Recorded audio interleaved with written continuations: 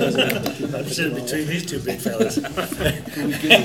Maybe he's asking if we could get a real decision. I'll see what I can do. We on deck? Yep. Okay, welcome everyone to the North Ogden City Council work Mayor, session. just a sec. Annette hasn't put her recorders out. Start over. You'll have to hear that again.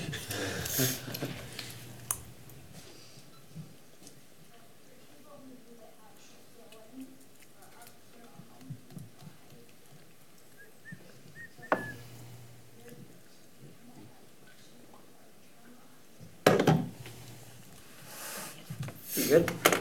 Okay, welcome everyone to North Ogden City Council work session. That doesn't mean we need to stay here all night, so be brief. We'll begin with an invocation and a pledge of allegiance by Councilwoman Stoker.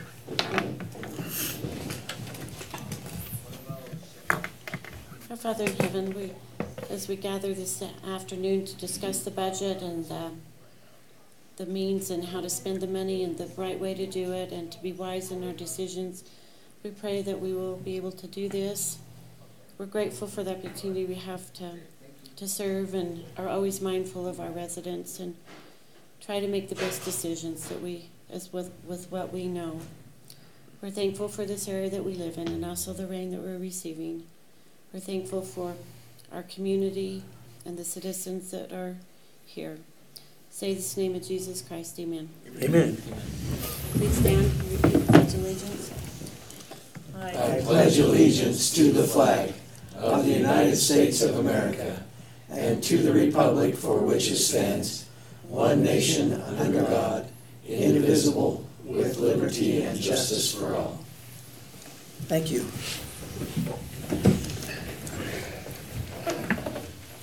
This is a reminder, mute your cell phones so we don't have any disturbance during the meeting. I got mine done. Meeting's open for public comments. Guess you're by yourself, Kevin. Okay.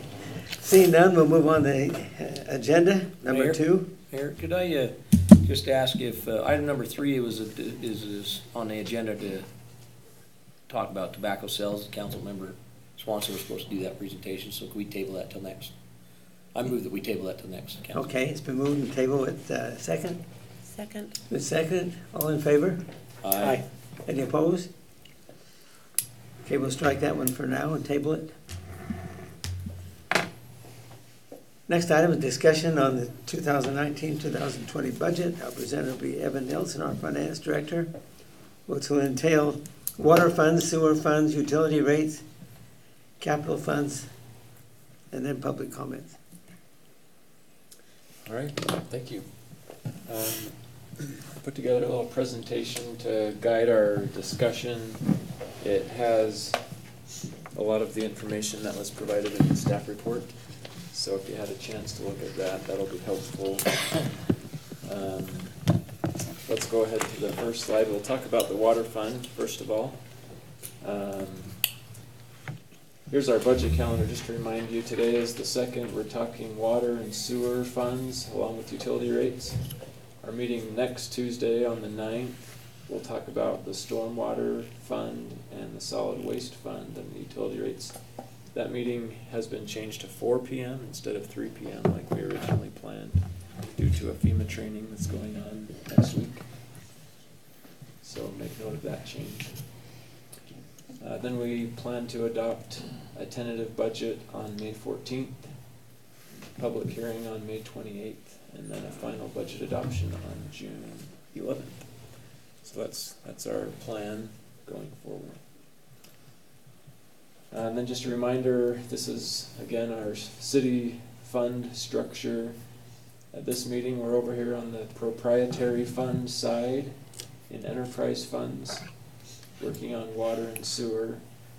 We have our water fund, our sewer fund, and then we also have a sewer impact fee fund. And we don't have a water impact fee fund because we don't have a balance of those, of water impact fees at this moment in time. So we haven't created a fund for that. So that's just to let you know where we are on the map. How come we don't have a water impact fee fund? Well, we have water impact fees, but we have we've more than expended.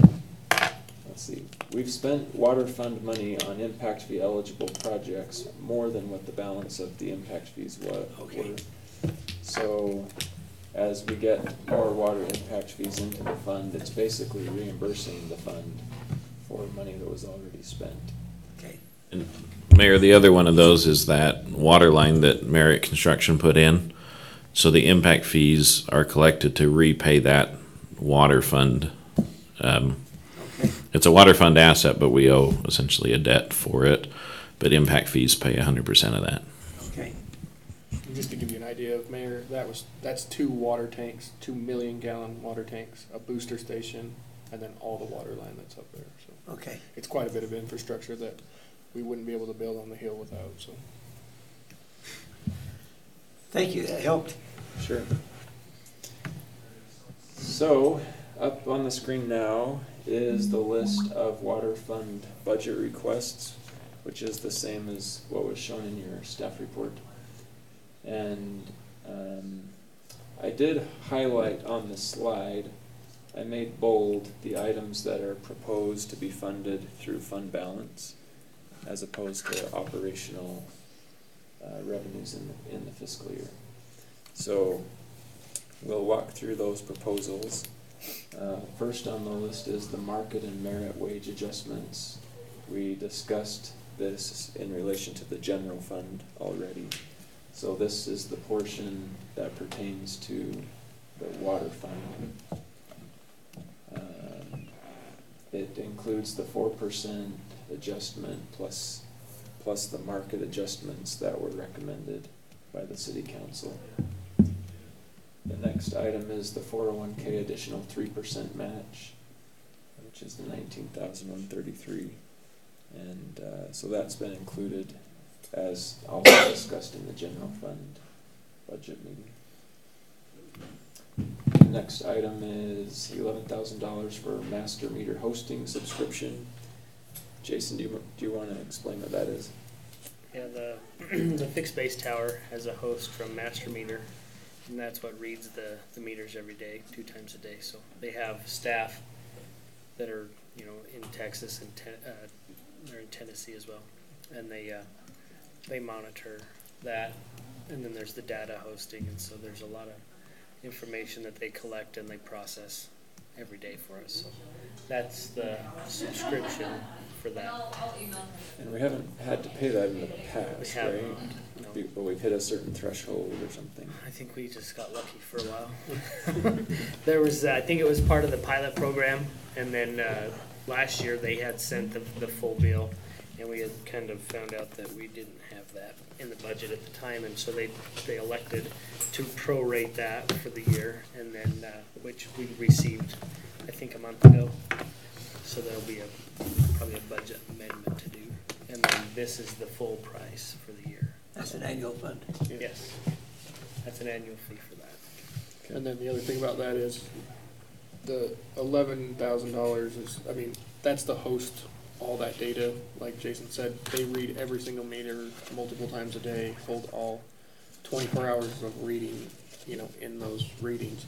And so for us to have that kind of infrastructure here and to be able to host that kind of data, it would have cost us ridiculous amounts of money. So that's why we've chosen to go with their off-site data collection. So.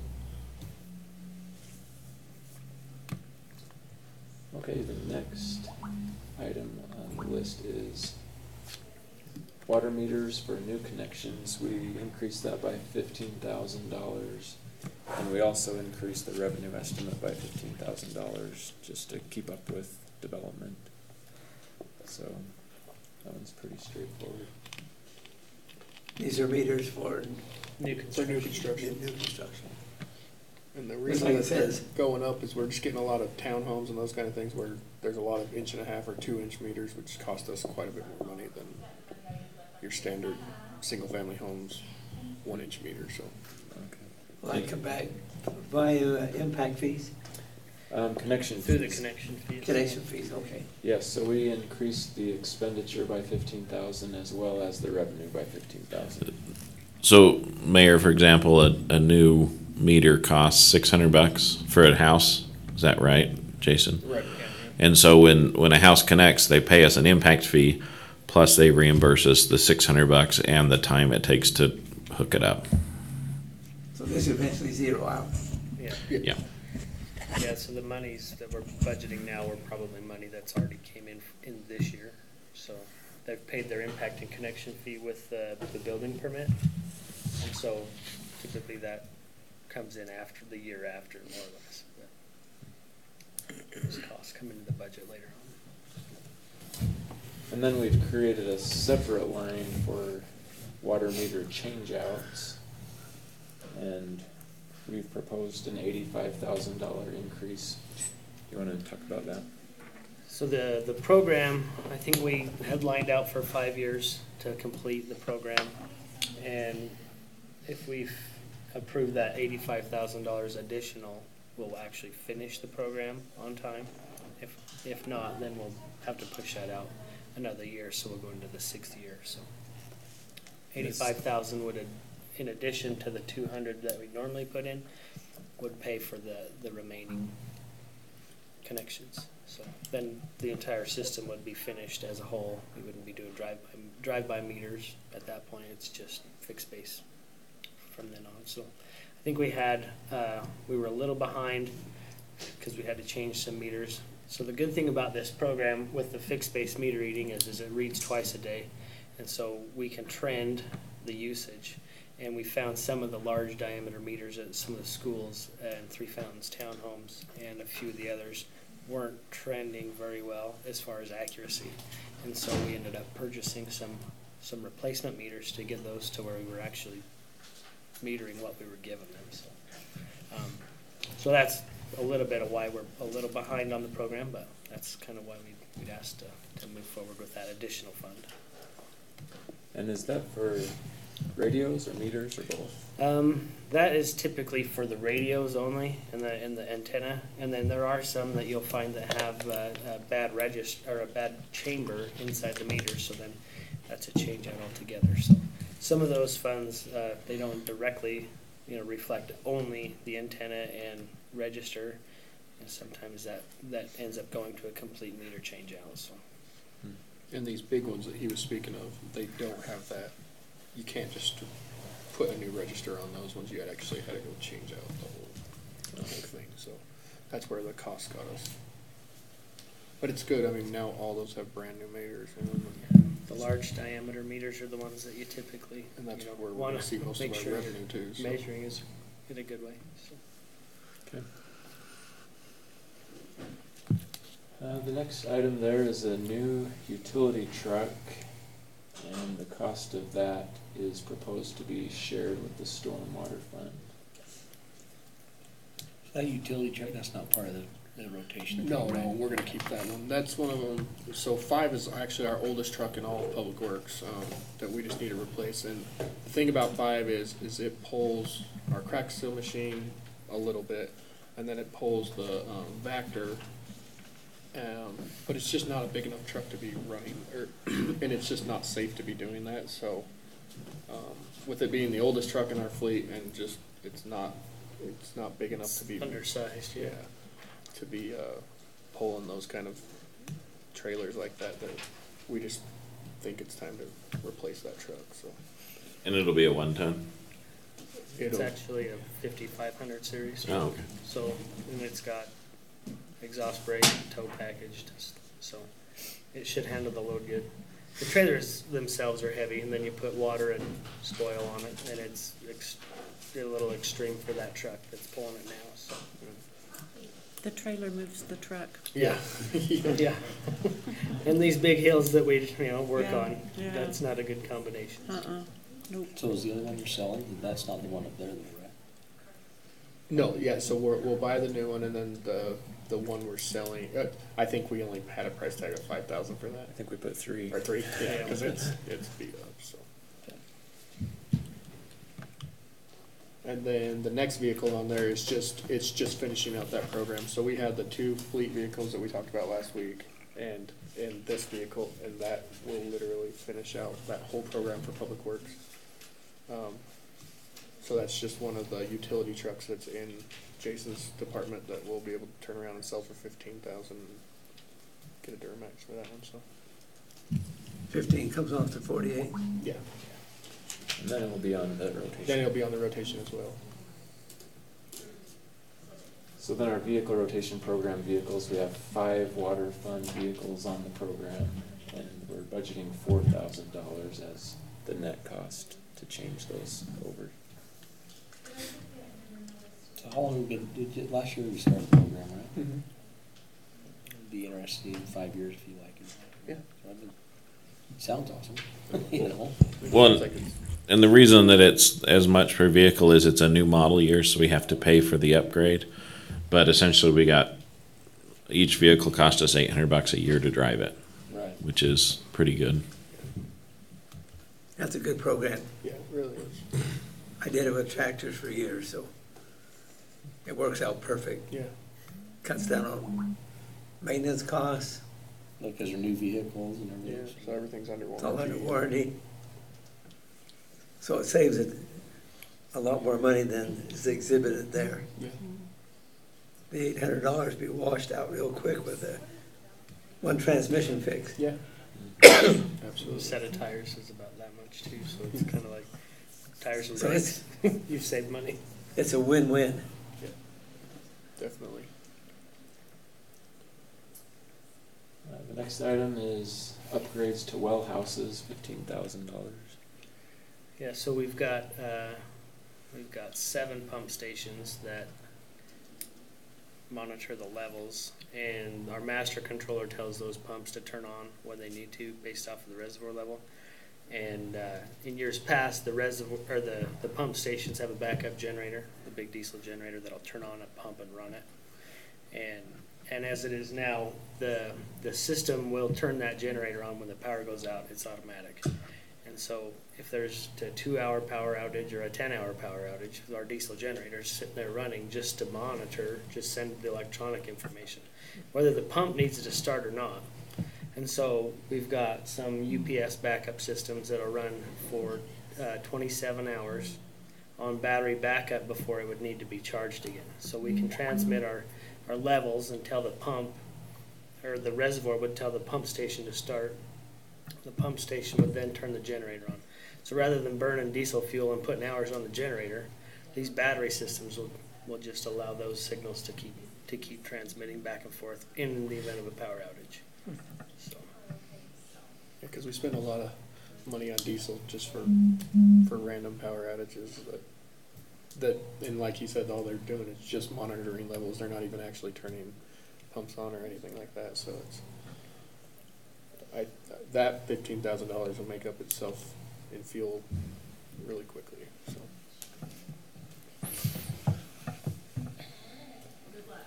Next is the PRV stations, 3 PRV stations, $230,000.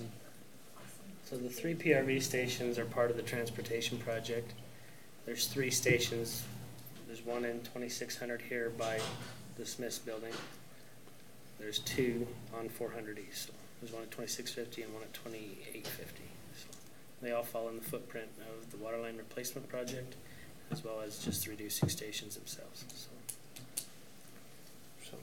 just basically, we don't want to do this big widening project without replacing all the infrastructure alongside it. So we'll line his sewer lines along with that, and we'll replace all the water lines in that, so that, you know, we don't put this new beautiful road in and then we'll have a water leak 10 days after. So none of the utility upgrades will be part of the, I guess we're not using grant money for that up there because that's above Washington. Yeah. Oh, okay. Yeah.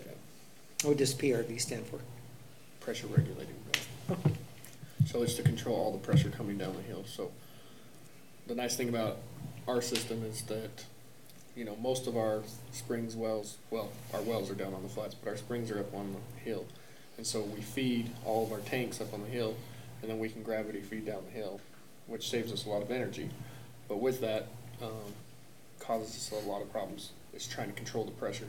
So here in North Ogden, we have more PRVs than almost any other city in the state of Utah, as far as, you know, in our little neck of wood. Like, we have more PRVs in North Ogden than all of the whole city of Ogden does, because we're, you know, on such a hill that we have to control all the pressure going down. So, you know, once it gets to a certain pressure, we put another PRV, and it reduces the pressure to where you can use it in your house. And then it, you know, it keeps going down the hill, and so we have to, you know, regulate it there again. So we have, what, 13 zones then? 12 zones? There's a lot of them that aren't 13, being but used yeah. yet. I mean, there's some. We've got 8 active zones. 8 active zones. So. Cool. Saves a lot of leaks. Yes, and that. But the leaks have been reduced by, We've had 5 this winter, 2 this last week. So there's only 3 during the winter. So a lot of that is the routine maintenance on the PRV stations that our crew does. But these are just stations they're a different type of. They're really an old control valve. It's called a roll seal valve. And we don't really have to do any major maintenance on those, other than when you do, you have to pull it right out of the pipeline. Just take the whole valve out of the ground.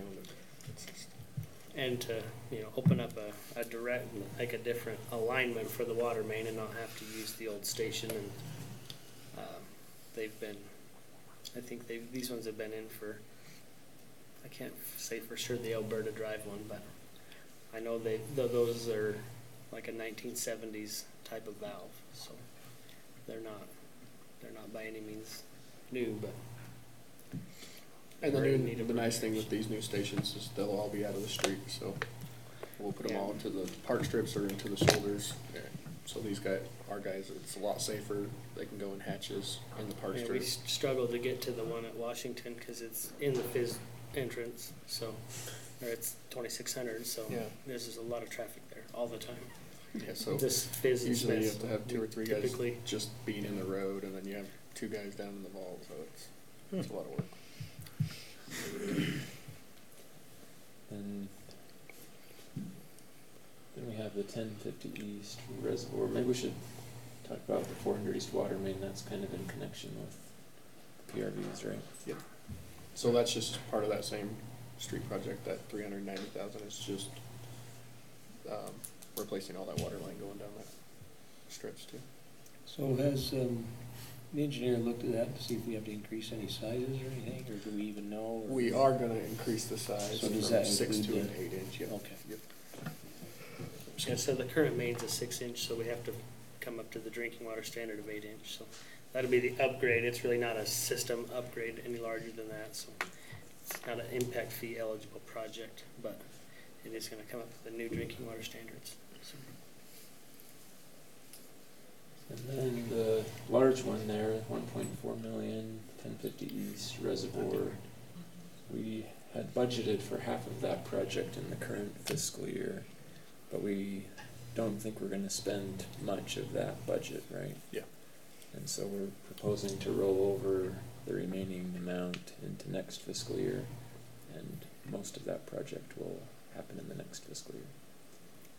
Do you want to talk about details on that project? Yeah, so just like Evan said, we budgeted $750,000, and the whole plan was we were going to do our sampling, soil sampling, the design, all of that stuff was going to be this year, get everything in place so that we could do just the construction next year. Well, we've kind of ran into some issues over, we were going to do it at 1050, just in connection with the park. You know where our booster station is there right now. It's fenced off.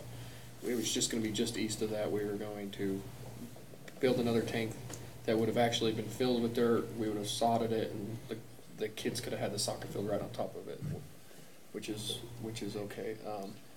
But we ran into that used to be a landfill, and we were going to have to pull. I can't remember how much. Yeah, we had an over excavation. It was kind of unknown at that point. So when we went and did our samples, I remember being dumped. I remember being dumped too. we were going to have to pull quite a bit of dirt out of there, and it just turned into a bigger project. So we've actually looked at different sites now. We've looked into putting it down by Randall's where our other reservoir is, connecting it with that one over there. So we actually have soil samples that are getting set up to check out that area down there. So with that, now we're pushing the design and all that off, and so it looks like it's all going to be pushed into next year. So besides the soil samples, is kind of all we've done so far. So we need to rename it from 1050 East Reservoir To whatever we come to Reservoir to be determined. Yes. TBT. Yeah. Yep. Okay, so we'll jump down to 1050 East well, elevating the well casing. So we have a drinking water review. It's called the sanitary survey every few years. And the last 2 times they've assessed points to our system for this well. It's in the basement of the building, and it's right at the ground level. And so their worry is that if there was to be a flood or a break in a pipe, that the water could fill up in the vault, not really in the vault, but it's in the basement, and go back down the well casing and cause contamination. And so their minimum standard requires that to be 24 inches off the floor, whether it's in a vault or in the basement of the building. In their eyes, they still want it 24 inches off of the floor. So we've been assessed points for that. The assessment at this point, they've been talking about reporting that to the EPA. And anytime you get the EPA involved, it's black and white, you're in violation.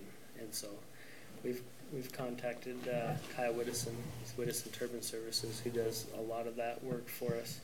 And he's given us a good price. And that is an actual price to replace the well pump and motor while we're in there. It's a submersible, and it hasn't been replaced in 7 years.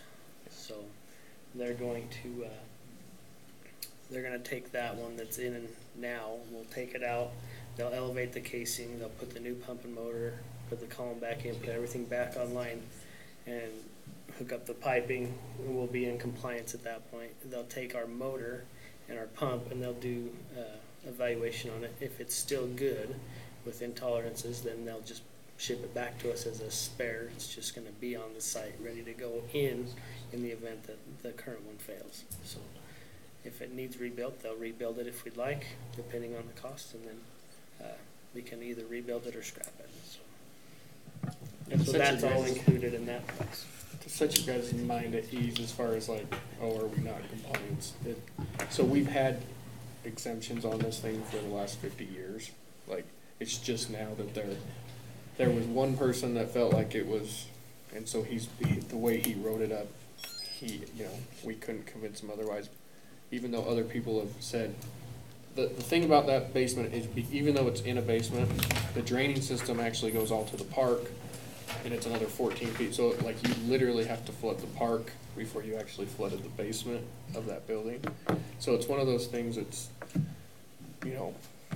in the letter of the law and the way that the EPA wrote it, that's how it is. And we should raise the casing with that being said.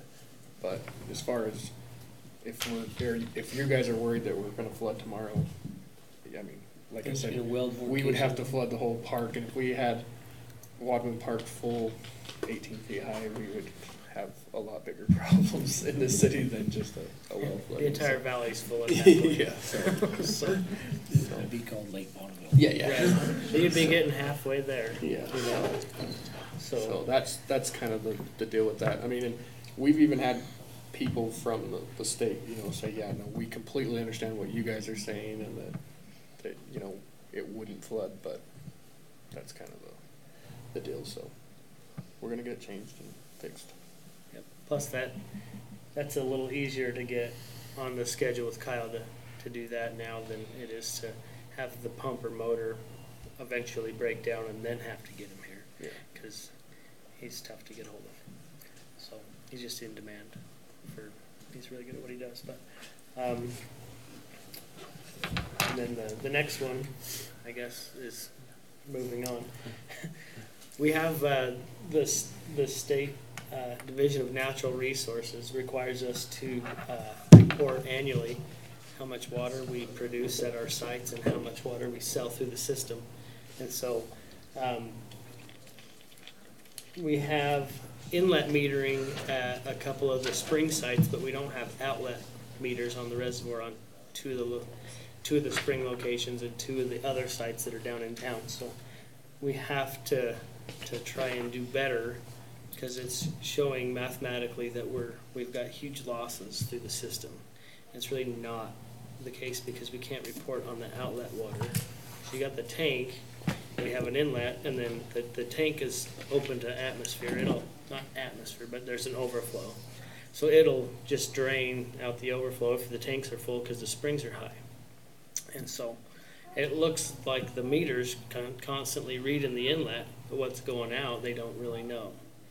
And so that's when we're reporting off of the spring inlet, but not the outlet. They want the outlet information. And so we need to get some meters installed on the outlet side. Which is good for us too, because it'll actually give us an idea of what kind of losses we actually are having. Yeah. And we have a pretty good idea in the fall and the winter because we don't hit those overflows like that. But in the spring, like this year, I mean, Rice Creek, when we finally get it back, turned back into our system, I mean, that thing's going to be overflowing every single night. You know, when the demand goes down and everybody's in bed, those spring or both of those reservoirs are going to be overflowing every single night into the creek, and so it'll be good for us to know exactly how much water we are, putting down the creeks and stuff. So that creek actually runs heavier at night? Oh yeah, Really? yeah.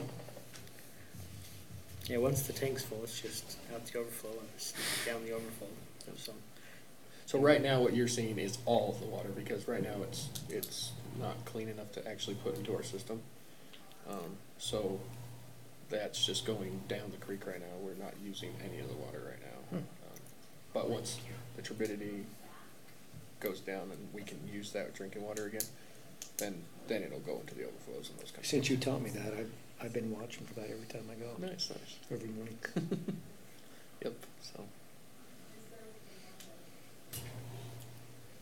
The last item there on the list is the administrative fee to the general fund.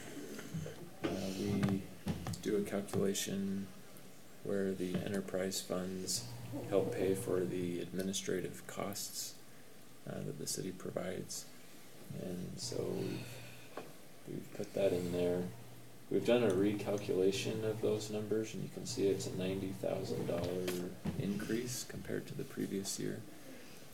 Part of that increase is that we shifted some employees. Well, we shifted their salaries, I guess, because in the past we had some employees where their salary was allocated across several different funds, and we tried to simplify that and move those employees into the general fund, and then we reimburse the general fund through a transfer from the utility funds. For instance, my salary, like mine, right?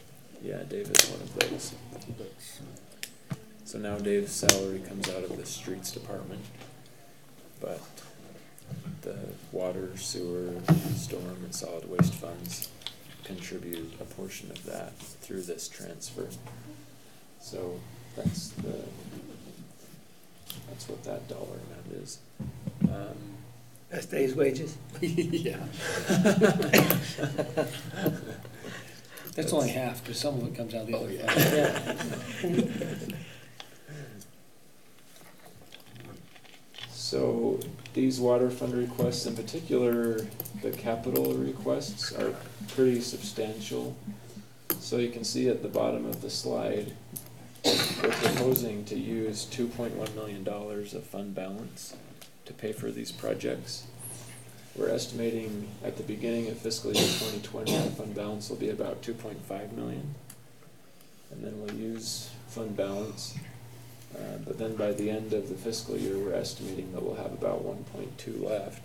And that's really due to the effort that we have made in recent years to pay for depreciation or to cover asset repair and replacement. So we've set our utility rates so that every year we're setting aside money for repair and replacement of assets. So those are our estimates of the fund balance. And even though it's a lot of money that we're proposing to spend, we still feel like by the end of 2020, we'll be in a pretty good position. The money that we spend on the reservoir, $1.4 million, is impact fee eligible. That's an impact fee eligible project, so impact fees will be able to reimburse the water fund for the money that is spent on that project. And it's really, I think it's a positive thing that we would be able to do this amount of capital projects without going into debt. So I think there's something to be said for that as well. Any questions on fund balance or any of the proposals? So did you say, Evan, that there's like an increase that's automatic every year to be able to make up the difference on the depreciation? An increase in utility? It's not automatic. It's not automatic. Something that we bring to the council every year. Okay. So, but we've implemented, or the council has approved rate increases in the past couple of years, and part of the rate increase has gone to operations, but part has been specifically designated for asset repair and replacement. Excellent. And that's actually what I guess that's the next slide, John. We can talk about the proposed rate increases here. So in our proposed budget, we have $780,000 that's budgeted toward future asset repair and replacement. In the budget, it's labeled as depreciation. So we recognize depreciation expense as part of the accounting procedure, but it's in the budget, it's not really a cash out expense. It's an expense that's already occurred, but we're recognizing it in this fiscal year. And so by having that in there and funding it with current year revenues, it essentially puts that dollar amount aside for future asset repair and replacement. In the current year budget, we had $714,000 budgeted toward asset repair and replacement. So the proposed budget makes a little more progress than where we are in the current year. Then we'll talk about the model. Lynn Satterthwaite helped the city develop a model for estimating future needs for asset repair and replacement, where Dave and the public works employees have used GPS and other means to identify and record each pipe segment and each manhole and valves, and so they've created a database of the different pieces of infrastructure in the utility funds. And then we came up with an estimated useful life of how long we expect the pipes to last, how long we expect the valves to last, and so on. And so it goes through the spreadsheet, and it spits out an estimate of how much money we should set aside this year in order to fund the repair and replacement of the existing assets that will be reaching their end of useful life. So it's very hypothetical, but there's pretty good data behind it. We don't know for sure when the pipes are going to fail, but we estimate, we come up with some numbers. So the model includes water lines, well stations and springs, meters and radios. And based on all of the inputs that we put in there, the model says that 1.6 million is the amount that should be set aside in fiscal year 2020 to be able to pay cash for future asset repair and replacement. We aren't to the point of being able to fund it at that level, so the 780 is where we are. If we were to try to really fully fund that, we'd really have some significant rate increases. But we think it's good to look at the numbers and kind of be open with where we think we are. And the numbers are somewhat blind to reality. We can talk to Jason about what's really happening as far as how long pipes are lasting, and so I think the data helps, but then we also have on the ground employees that have a pretty good feel for the state of the infrastructure. And so, you could say the $780,000 per year is maybe something of a compromise. You also have the argument that could be made that maybe current residents wouldn't feel that it's fair that they are paying for assets to be repaired and replaced in 30 years from Or now. 50 years. Or 50 depending years on if from it's the now. water line. So there's some validity to that way of thinking too. So this is what we have in the budget. Do you have any thoughts or opinions about the level at which we're funding asset repair and replacement? Maybe I should show you the utility rates before you answer the question. When it says radios, and you'll forgive me because I'm still so new, what is radios? I mean, you're talking. So that's that fixed Communication? system. That's the communication to that, read that meter and send it to the towers. And so council, I mean, and I'm gonna rely on Jason and Dave, but a meter costs $600. We talked about that earlier. What does a radio cost? They're about 310 just the radio. So essentially what this is saying is you can see we're saving about the same amount of money for both of those things. The radios last half as long as the meters. And so the idea is that's why we have to save so much every year for radios, is they wear out much faster. And that's it. But so essentially that's what the model does. A new water line costs millions of dollars typically. Or I guess the one on 400 East is, $400,000 for so many feet. But it lasts for 50 years. And so that's what the model does, is it takes each of those components and breaks it down by how long it lasts and divides that number to figure out essentially how much we need to set aside so that when the meters wear out and the radios wear out, we can just pay cash for them like we've been trying to do. I think part of that is Lynn was on the council at the time when the former system started to really fail, and we hadn't probably saved enough towards paying cash right off the bat to replace all 500 or 5,000 meters and radios we had. So this model is showing you're going to save money for meters and radios, because the next time we change out is going to be 13 years. By the time the proration kind of goes away, and you're not really going to have a lot of money come back on those after that 13-year mark. But the meters themselves will be a total change out with a new radio, and that's what we're trying to save for, is to fund that as a change out as one with cash on hand, but in 1 year instead of over 5 years. So just out of curiosity, Evan, was Lynn's projections, were they, was that too aggressive, or do we still need to be more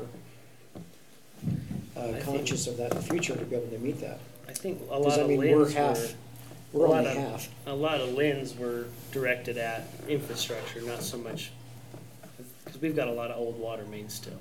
So His model, it would have been long.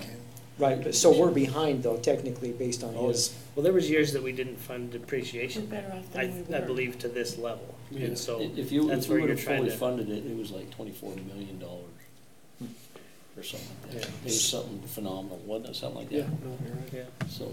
So John, just out of curiosity, you taught that idea of maintaining the rate? Does that affect this? No, but No. it's the same. There's some similar concepts. It's just that would be for general fund assets as opposed to water fund assets.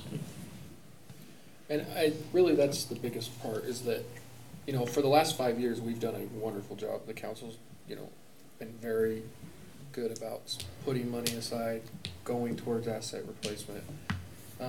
But there were years in the past where we didn't do any kind of asset, we didn't put any kind of money towards assets at all, and so Decades, probably. yeah, and so we just fell behind. I mean, and so the 780 is doing a huge part. It really is. But it's only 50% of what? Yes, but We're still but behind Lynn's by- model is very conservative. Like these guys talked about. For instance, the meters and the radios, they're going to last more than 13 years. but we based it on 13 years because there's a 10-year warranty on those things. And then at the 13-year mark, so then the next 10 years is prorated. So there's a 10-year warranty, a full warranty, and then a 10-year prorated warranty. Well, at the third year of that prorated warranty, it's basically, it's worthless at that point. And so that's where we based that number off. And we said, okay, at that point, it's worth just buying a new meter. So that's where we should put this number, is at 13. Where really, I think that those radios and these meters will last a lot longer than that. But we were being pretty conservative with those kind of numbers like that. And so I think it's somewhere in between there. I really do. I'm very happy where we are, because there was a point that we weren't even close to the 780,000. You know, that we weren't putting that kind of money aside. We were, 100,000 was a big number, and so I think we're doing leaps and bounds for our system. And council, looking here again at these estimated balances, to be able to, part of this increase that the council's done over the past 4 years has made it possible to spend $1.6 million on these type of projects and still have $1 million in the bank for, if we had a catastrophic failure on another line, we've got money in the bank, we can go out and fix the line this year. And so that's kind of the purpose, is to keep the balance good. Another good example is, this $1.4 million reservoir is impact fee eligible. So in theory, all that money is going to come back in as fund balance. So it's kind of like we're loaning the money to the impact fee account, and it'll pay it back to us over the next 10, 15 years. John, So what's the fee schedule on our impact fee? So for a single family home, it's about $3,300 for water. It's a little over that, but and that's in large part because our system, we have a lot of pumps and a lot of things that are moving water around that, a place like Plain City doesn't have. There's all just basically, in fact, if you remember, they used to have that big water tower out there. Many of you, I guess you don't remember that. No one's eyes are lighting up. They used to have a big water tower because that's how they got all their pressure. The water tower was failing, so they swapped it out for a pump-based pressurized system. So now where the water tower is, there's a pump house that just pressurizes the whole city, because it ends up being cheaper than replacing a water tower. And we don't have that problem because our water tanks are far enough up the hill that we get all the pressure we want. In fact, too much, which is why we have a bunch of PRV stations where Plain City doesn't. So it's, To go along with that impact fee, I just touch base on that real quick. It takes about 420 homes to pay that back in impact fees for that reservoir. And so we can do that in 2 years. We've seen in the last 2 years we've built that many homes. So those impact fees will come back to the general, or to retained earnings, correct? In the water fund. And we'll be able to fund future projects once those are paid back. So it seems like a good way of doing it. And to go along with that, the village down there, I saw them digging a single family home today, so I know they're taking off. So I think there's quite a few connections down there. So I think, as long as we build 420 homes in the next couple of years, it'll pay for itself. So.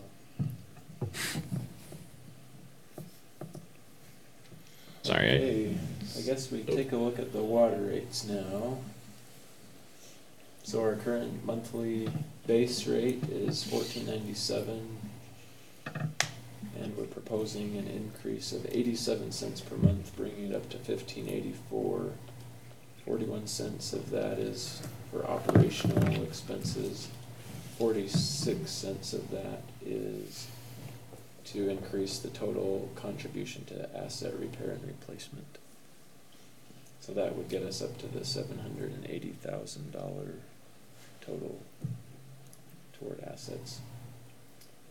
And then we also have the water rates, the per 1,000 gallon rates. We aren't proposing a change to the per 1,000 gallon rate at this point.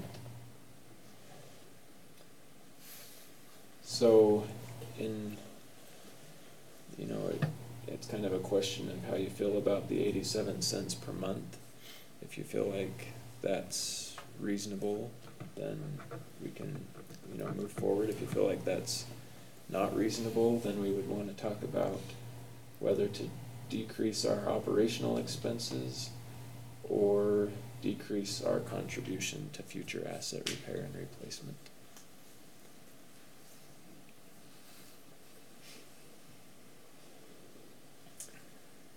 Well, the 87 cents seems pretty reasonable to me. Is that what you're asking? That's what I'm asking. Yeah. So 87 cents per month pertains just to the water fund. So we're going to talk about the sewer fund and the stormwater fund and the solid waste fund as well. But that's the amount that we're talking for the water fund. So you're talking about increasing the others also? Yes. So it'll be more than, Yeah, but this is just 87 cents just to water. Just for water. This is for the water rate. And that so, shows up on utilities? Yes. Utility bill? and so understand, council, this is not, what you're looking at right now is, yes, for sure, it will be 87 cents. That'll come when the budget's approved.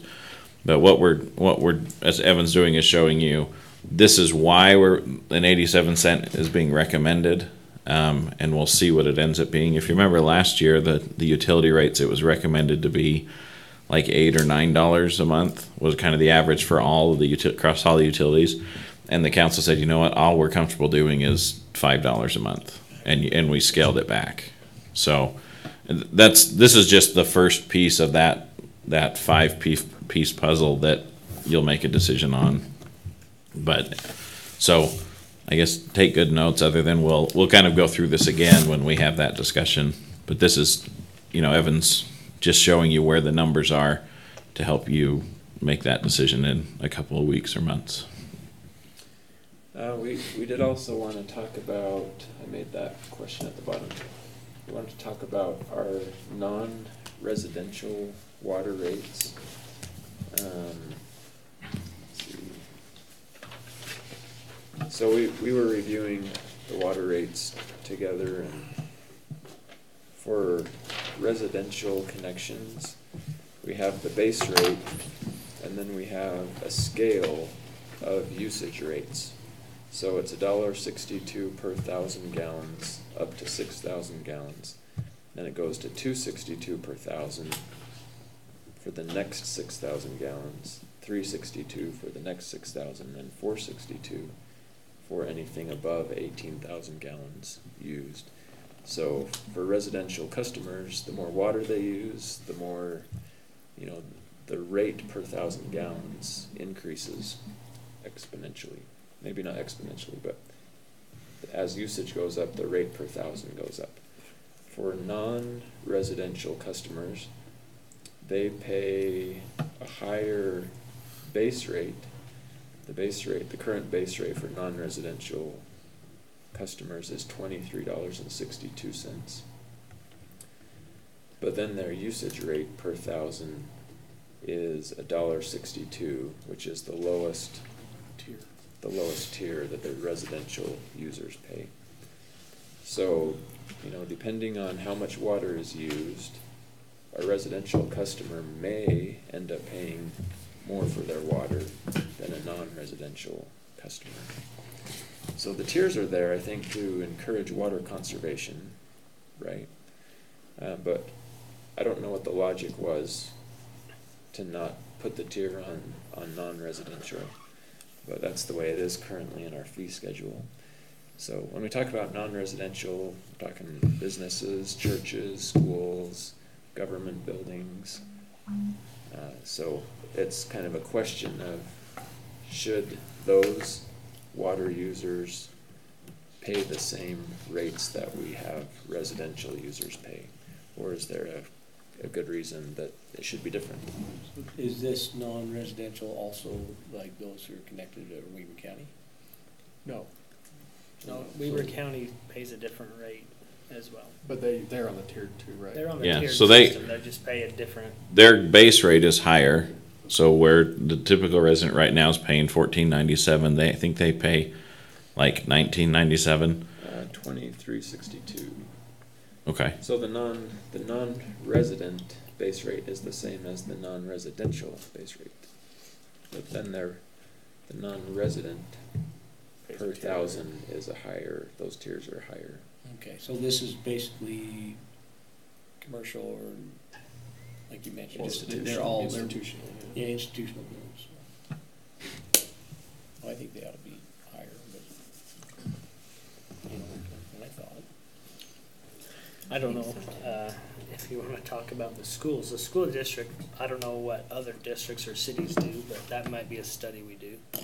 Find out, cause they might be the highest users of anybody's systems is schools. And most of the people that go there are kids, residents, you know. Right. So we could do a small investigative study to see if you wanna raise that, or what other And systems. change it for non-residential with the exception of schools, and Right. make schools different. Right, we could have an institutional rate at that point for churches and schools. But I kinda like commercial, that. true commercial might be a different story. I think that's a good idea. But that's just me. So maybe we come back with a recommendation on adjusting those rates. Okay, I'll get with Stacy and we'll find out what other places are doing, just so we know. And I guess we could run some numbers to see if we were to apply the residential rates to some of our current We could do customers, we could do something like that. what the impact would be. Okay. Okay. So I think that's all. Do you guys have anybody in mind you'd have us ask, you know, Pleasantview, Ogden City, Bonavista, anybody else? That'd be the three we pull from. Just the surrounding communities? Yeah. Okay, That would be great, Jason. betcha. That's all we have on the water fund. Any other questions on the water fund? How much additional does it cost for fluoride? Maybe not. It will not be fluoride. Or me and Jason are out. We made that pact in 2010. Yeah. Good idea. It's gonna cost Andy a lot of money, Yes, it is. millions and millions. Thank goodness we got a man like this in our, Yes. I agree. Well, then you heard about Morgan last night. Yeah.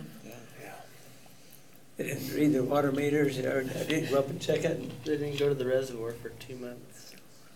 So, We're supposed to go 3 times a week. Yeah. So you guys have an idea. Do you guys have marked trucks that go up there, or are they just, What's that? are they marked trucks that say North Ogden, say on, the ones that go up to like Rice Creek?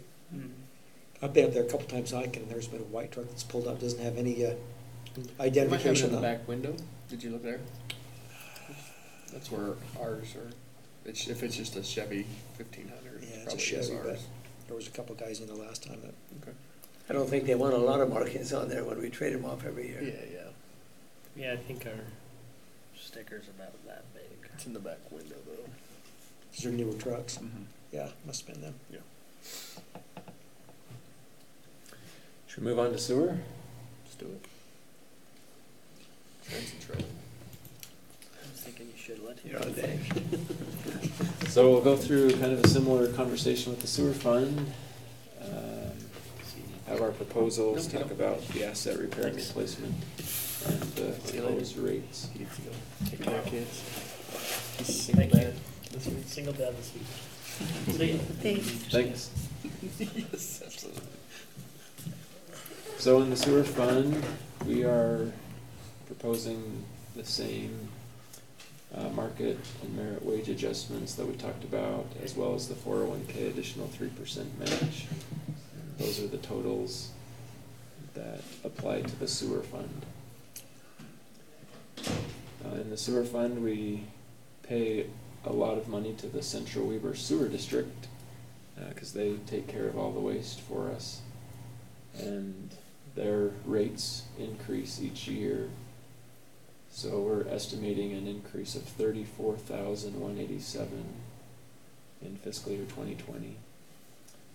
And that 1.1 million is the total annual cost that we're estimating. I voted on that down there that day. Oh, so that one's your fault.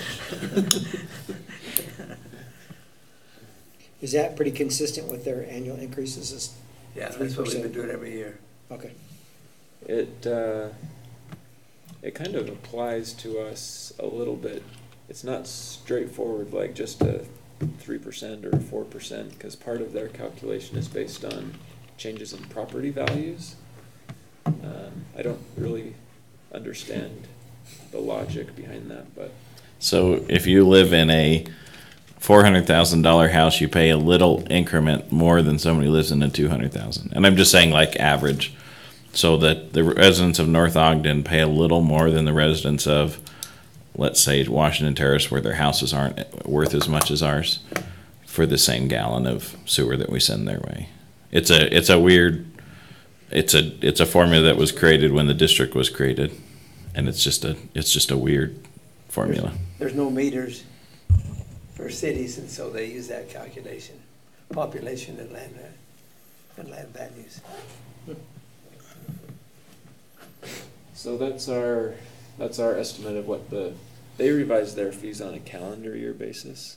So in January is when our increase hit, and we know what their rates are going to be through December, but we're not sure what they're going to be starting in January. So we've just looked at previous years and made an estimate based on what we've seen, and we feel like that 34,000 will cover the increase that comes next January. So that's the plan, and we've proposed a utility rate increase in connection with that increase to Central Weber. Can I ask a quick question? So Central Weber Sewer District, is that decision is rendered by the county commissioners, or is that like a board? Board. The board, It's made up of all the mayors. all the mayors on the board and one county commissioner. Okay, thank you. Those were riveting meetings, you had to go to those. You had to attend. Doesn't sound all that exciting. I was just curious how that happens. Yeah, it's a separate district. It's kind of its own entity. So if we get asked, we can just say, well, it was the mayor's fault. We had to have a 3% increase, so. Talk to Mayor Chug. Ken's here, huh? The next item there, again, the bolded items are proposed to be funded through fund balance. So sewer line maintenance, I think we had $50,000 in the budget in the current year, and we're proposing $97,000. Do you guys want to talk about what that entails? Or The reason is that we're lining the sewer lines right now, concrete. I propose we start doing all the vaults, line the concrete vaults. But that's different prolongs- than sewer pipelining that we. Yes. It's pretty much the same process, but it prolongs the life of the vaults. And included that we're getting close to getting all of the smaller size pipe done. Yeah. So now with us going the bigger pipe, it's gonna cost more too. So these maps are, just to give you an idea, all the different colors are the ones that we've already done, all the lining that we've already done. The blue, the navy blue is your PVC, and the green pipe that's there is all of the concrete that still needs to be done. So as far as distances go, we're about 65% complete with the lining project. But as far as the money goes, we're about halfway, just because of the bigger size pipe and doing the manholes and those kind of things. So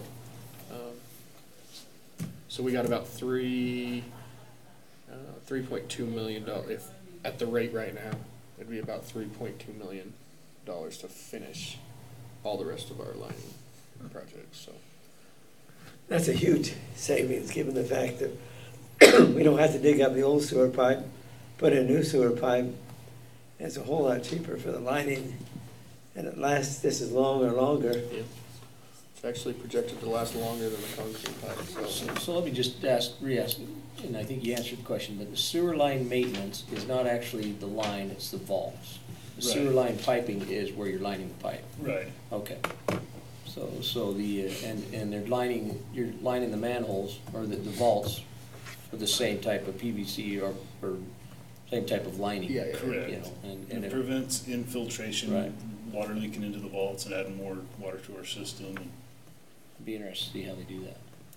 The It's vaults. a spray. It's actually a spray. We've had one done, they demoed it for us, and we used to have a piece they gave to us, I don't know if we have it anymore. So they actually like drop it in and it 360s on the nozzle, sprays the whole thing, and then it goes down with some kind of heating and it heats Yeah. that and it hardens it like a cast stone. It's like Well, it's almost like how thick? fiberglass. 3/16, like the lining. A little Yeah. thicker in paper, yeah. Yeah. It's not very thick at all. Yeah. And that's supposed to last longer than the concrete? Oh, it, Really? yeah, Yeah. it's pretty awesome stuff. Wow. The So line- if you installed it in 2009, when would you need to install it again? So Or repair it they're again? so their manufacturers is at 65 years, but they're telling us, hey, you can project these all the out to 100 years. We don't with our asset replacement stuff. We do it about at 80 years. So Utah State did a study on it, but there's no way they can do it because nothing's been that long. This is stupid stuff I read at work. But they projected them to 100, 120 years. Yeah. at And what's least. that called again? The stuff that they spray on the inside? this lining, it's Cured in place Like, pipe. yeah, I thought I heard a name. I thought I heard you guys have it. Like a resin? or- Why said PVC? It's not really PVC, but it becomes an actual new pipe, Yeah. basically. And the lining becomes actually a new lining. It's not carbon fiber either. But it's like a fiber. It's like It's a like resin. PVC. It's It like is it's, a resin. Yeah, It's it's a like resin. it. And they can actually reline stuff that's already been done. yeah. You can line your line, so it's like. So we'll never. I mean, we'll have to go back and go dig it up. I mean, we're talking 200 years before we'd have to go to where we're making it so small that it wouldn't be. Feasible. Yeah, as far as capacity goes, And in 200 years, they're gonna have some other we won't poop technology. We'll just stop.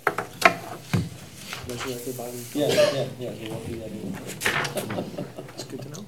So the city council in 200 years from now will be sitting here, those guys were really smart. So in the detailed notes on the sewer line maintenance line, I have coloring, concrete, manhole lining, line repair, and root control. As part of that 97,000. Yeah, that's another big one that we're gonna do is root control. We've got a few spots that have roots growing in from people's laterals, and Which is also a really neat process. So Yeah. they basically plug one side for just a little while. They go down. They put it's a foam it's a foam, yeah. that they just run down the sewer, and it foams up the whole line. They let it sit in there. It actually eats all the roots, and then we just go down and rinse it down and vacuum it out. So We do a few areas for And it's $5,000. biodegradable. Yep. It's all yeah, it's natural. EPA It's- approved. Yeah, EPA safe and all that stuff. So. Got these guys on the back, they Does it leave a void where the root They was? did such a good job of cleaning the pipes. Pipe? It's a We're good able to do a whole lot more lining this year than we would have been able to. That's awesome. Yeah, that's a good question. So is this something that we, do we hire this, or do we do this ourselves? We Chuck's hire right here them. now. Oh, Yeah, they're out here right now doing the lining. well, I was wondering what they were out there doing. Could I stop by one day and just say, hey, I wanna see what you're doing? Absolutely. Really? Yeah. Just They finished up today, so. Oh, did they? Great. They should have been You can staff stop by meeting. there anytime you want and ask them, but they. This stuff kind of fascinates me, Yeah. I'm kind of weird. No, it's It's a kind of neat thing interesting to just see the to watch them process. do it too. Yeah, they blow it up with air. Yeah. It's like a sock when they pull it down through there. It's that soft, and they blow it up with air, and it forms to the pipe itself. Then they go down and Shove, they push heat, heat like a down, gas, steam. right? Yeah, steam. Steam, and that's what sets the resin off, and that's what hardens, and Wow. then they go back through, and cut all the surfaces They have out. a machine that cuts all the surfaces out. You can go on YouTube and they have a, I don't know what company you use, but they have videos of it. Yeah. So, It's We not have some live though. videos too. So no, it's not like, but it's actually the YouTube video will probably give you better than watching it live, because watching it I'll live. get down in there and find out what's going on. You don't wanna go there. There I'm ain't gonna say nothing, Trent told me I could. there's nothing to see. Trent told me I could, man. There's no Ninja Turtles, I promise. Maybe an alligator. Again, the vehicle rotation program, net cost $2,000 for 2 vehicles. Same as the others that we've discussed. And then the sewer pipe relining, because of the larger pipes, we're upping at $50,000. What's the biggest pipe you can line? Cost of everything's going up. 16 inch, I think, because I thought it was 12. I think the biggest we have. All the prices are going up every year. Who do you use? So this year we used the Situform. We've used PEC as well. PEC. I don't think there was a bid this year that came in under 300,000. Yeah. We had to cut a few sections out of what we wanted to do this year. So how long will it take us to get the balance of that done? So How many more at years? this rate, it would be about 10 years if we did it at that rate. Do we need to expedite it, or have you guys started? Obviously, you must have started in the older sections of the city and then, So right? that was part of the reason that we did this map, was to look at what it would take to just finish the whole city in one swoop. And it would exceed our fund balance, and so we're not recommending that we do that. We were hoping it was going to be kind of close to that, and so that we could just. We'd get a discount because we were putting, getting someone here for 8 months and they could commit themselves and know they had work to do, but it just doesn't pencil out for. But it would be $3 million to finish the balance of the city? Yep. I'm assuming, kind of a dumb question, but I'm assuming it's not earthquake proof. No, it actually. So that's the neat thing about this lining is they have like piping in California where the concrete is actually broke around it, and the lining actually stays in place there. Yeah, it's actually really. I had to see a section of it. I mean, it's pretty. Well, I'm gonna go up on YouTube and look it up. I would. I'd go to YouTube look it up. And then, we, if you wanted to sponsor the $3 million, we could call it severing lining. We put signs on every manhole. Severing lining. I wish I could, dude, I wish I could. I'd love to do that for the city. It's outside of my budget. Same here. Big D could do it though, they make the money. Oh, no, they wouldn't do that. You line the PVC. It's not a very visible Yeah. project. No, No, probably not. I mean, I bet you there will be places where we might look at doing it, but the PVC actually has the same life on it. I haven't done this for water lines yet, though, huh? No. There's companies that claim they can do it in water line. They can go down as small as ½ inch. That's what they claim. Wow. So is that something we want to take a look at in the future as far as our aged water lines? There's some places like, I know Ogden looked at it coming down Ogden Canyon, where it's a little different than this, where they did the fuse pipe. So what they did is it's basically a PVC that they cut a section of the old existing water line out, and they start feeding the PVC down it, and it's, once you get to a joint, they fuse it together, the plastics together, and they just keep feeding it, and that's what they did all the way down Ogden Canyon. That's why they didn't have to open up big portions, and they actually fed it inside of the old existing line that was there. There were some places, obviously, that they had to go cut valves and those kind of things in, but it cuts way down on doing some of your other things. But right now, that technology is very, very expensive. So I think that's where you would, for us right now, that's kind of where you'd look, is maybe in the canyons where you have to come long distances, on the hillside and those kind of places. As far as in the streets right now, I think it's very expensive. But I mean, with technology, you never know. The prices could keep coming down and make it more affordable.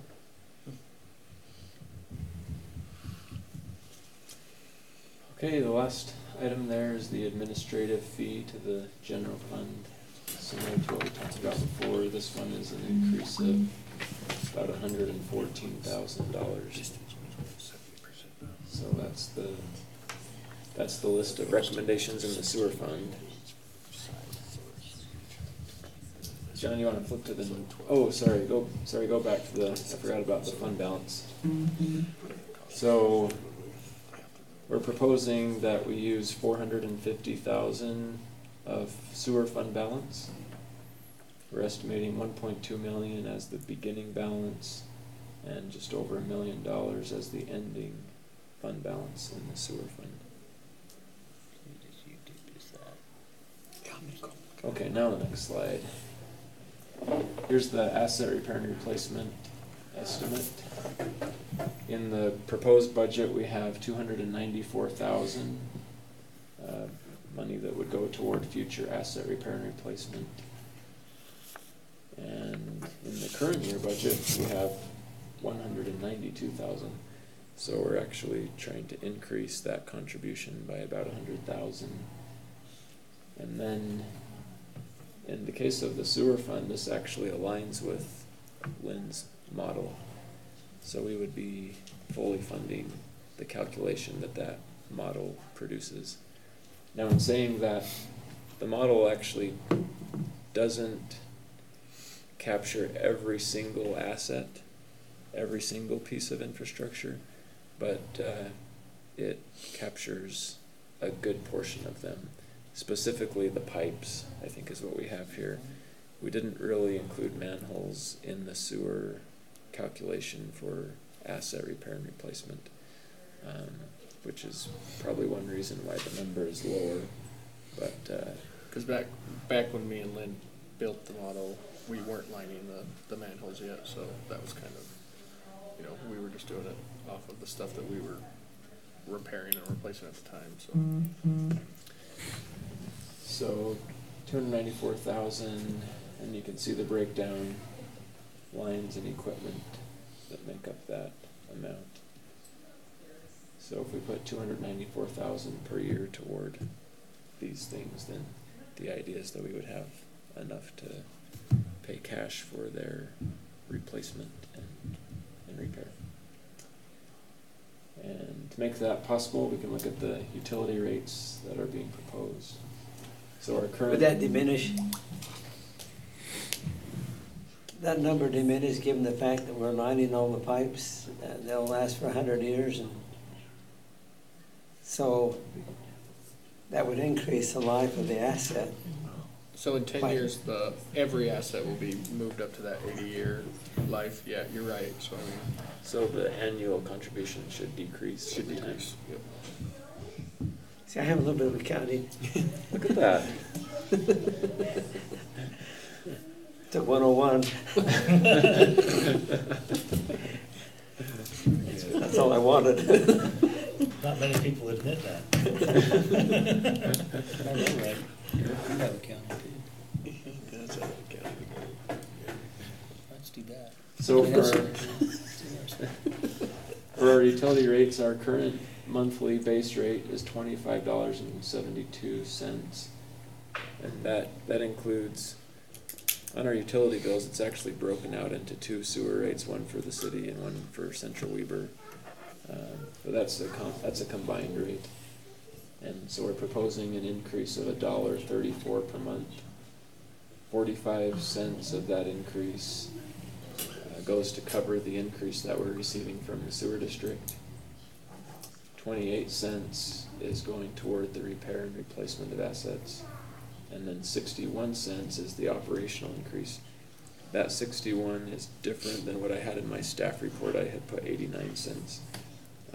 We had included an additional changing a part-time employee to full-time, but then we had decided not to make that recommendation, and I had included that in the numbers that were proposed in the staff report. So the 61 cents per month is a little bit lower because we're not proposing changing that position to full-time.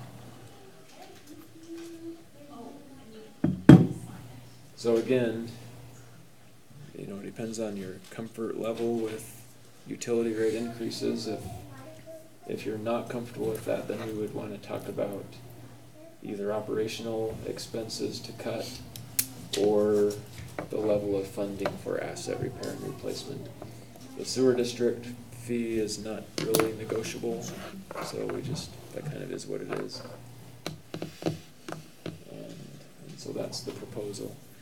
At our council meeting next week, we'll talk about the stormwater fund and the solid waste fund, and at that point, we'll be able to see all of the utility rate increases, and that might be a better place for us to You all right? get into the details of what amounts we want to propose or increase.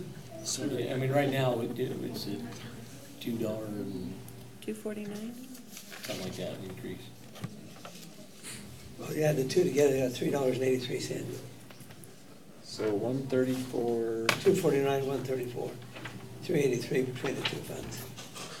I thought it was, No, I thought it It's was just, 87. no, I thought it was the 87 and the, 134. Yeah. 221. 221. I had Yeah, the. 220, that's I what I had I had. got Went up a little 162 higher, and but- 87 cents. Oh, you had the number. 134. Yeah, I had it up a little higher, 134. so. 134 I had it up here. is, it is, 162 and 87. instead of 134. Right. That's how I came up with that. Yeah, you used my Mhm. number I gave you first. Yeah. Way to go. So 221 is what we're talking so far. As far as But the. only about 180 of that is negotiable, right? Mhm. Because you have to take the 40 cents out of it. Yeah, the 45 cents is, it's gotta be Is what there. it is. I guess one other thing we should talk about is the sewer impact fee fund. That was included in the detail sheet. And we really don't have any project that we're proposing in that fund. So the budget for the fund has a little bit of interest plus sewer impact fee revenue of 84,000. And then we just put it all toward project reserve. So we're just saying we'll receive the money and we'll save it for future impact fee eligible projects. Will we be able to use it on the widening of the street? Will that money be able to be usable or not? No, but there is a chance we can use it towards some of these lining of the larger lines, because those larger lines are the trunk lines. But we need to get their analysis back from Jones and Associates. We can't use it up there because that's not impact fee eligible, is that? Because we're not replacing the sewer line in that road. We're doing some storm sewer work, but not sewer. Oh, sanitary sewer, not on that? Yeah. Okay. And the impact fee has to go toward the new development. So if we're just Okay. replacing lines, then it wouldn't be allowed. A small portion of that sewer fund impact fee balance has to be spent by 2021, which is coming right up. So we'll figure out how to do that for the next fiscal year budget. Okay. I can't remember the dollar amount. It's not, most of it we have more time, but a small portion had to be spent, so. So, I think that's all we have to talk about on the sewer fund. Good work. We had listed the capital projects fund on the agenda, thinking we might have streets to talk about. I don't know if we need to talk about streets. I think we're okay there. Okay. Yeah. So, utility rates we already talked about, right? yeah. Talked about. So next week we'll do storm and solid waste, and then we'll come back to the general fund again and talk about where we are with the general fund, getting that one to come into balance. We'll also talk about the aquatic center fund. We're going to be proposing some fee increases at the aquatic center to help pay for the extra expenses that have been occurring. So we'll review those at the meeting next week. So, do you have, or have you figured out a calculation on what the other increases are gonna be on the other funds? I have not yet.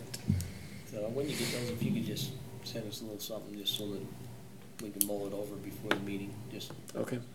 I remember last year we talked about it, and it was kinda, I'm not gonna say sticker shock, but it was kinda like, what? you know, and so we spent a lot of time, if I could think about it a little before it helped me. Okay. Yeah, we can do I that. mean, I understand the increase, I just need to mull it in the head. Right. Well, I think the amount we showed you last year was if we were to fully fund. Correct. So it really was, it was significant. About $14 or something. Yeah. So, but I don't think we're recommending fully funding. So, but yeah, once we get those rates together, we'll send them out. Okay, thank you. Any other questions from the council on what we discussed today on these particular funds? I think you've done a great job explaining exactly what needs to be done to keep our city whole. I take a lot of comfort in these great men and not getting us into trouble like we see happen in other cities. These men are extremely valuable to us.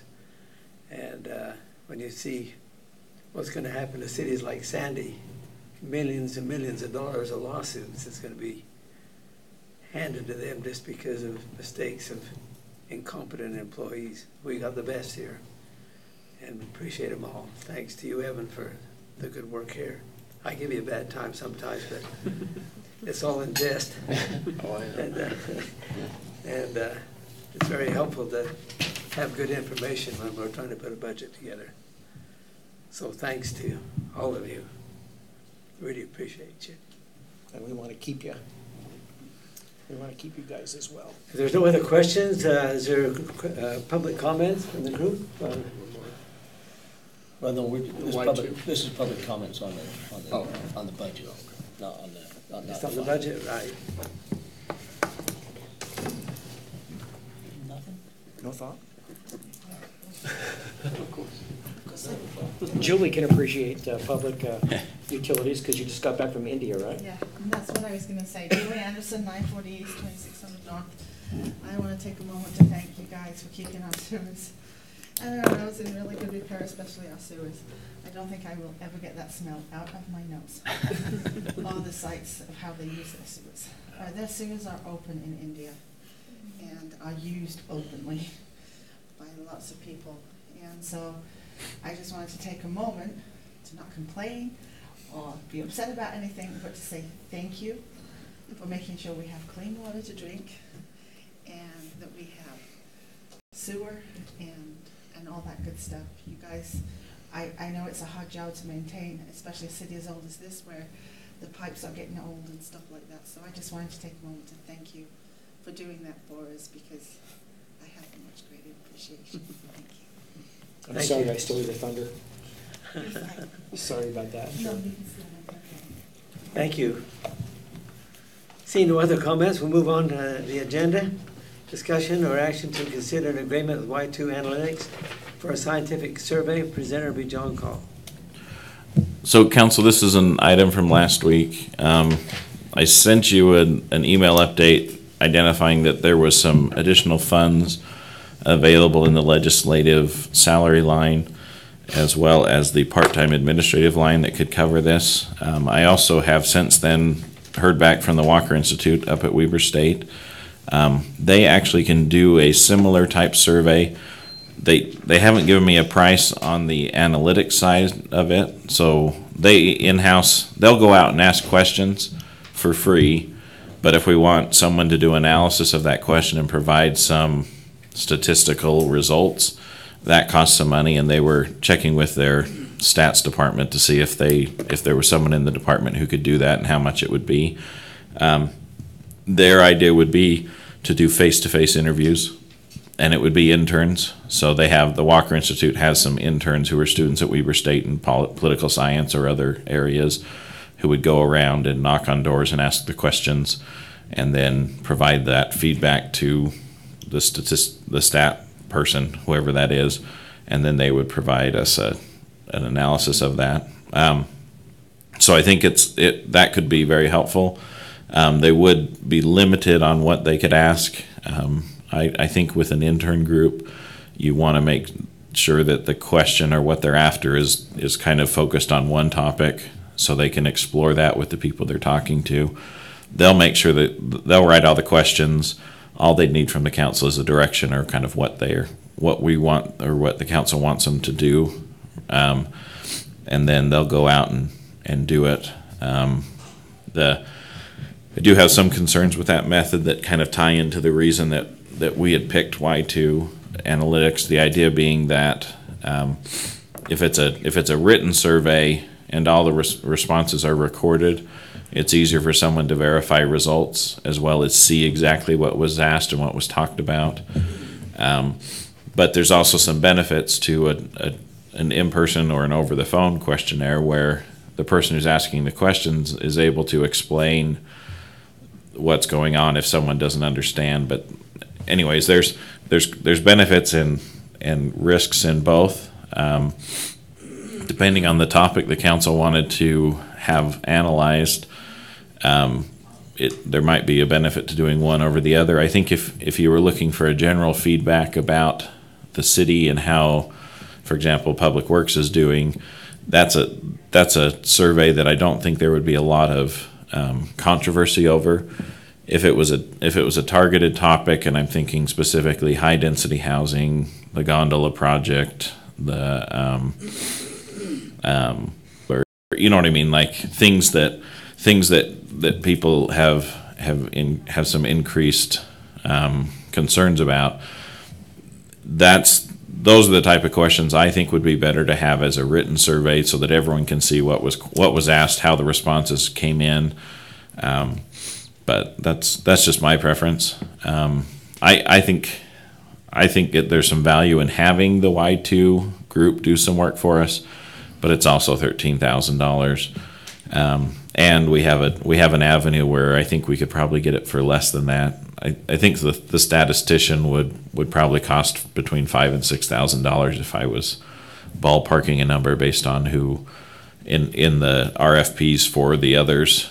It was about half was getting the survey and the other half was compiling the results. So I think you could expect to spend $5,000 or $6,000 with the Walker Group, not paid to the Walker Institute, but paid to the person who processes the results.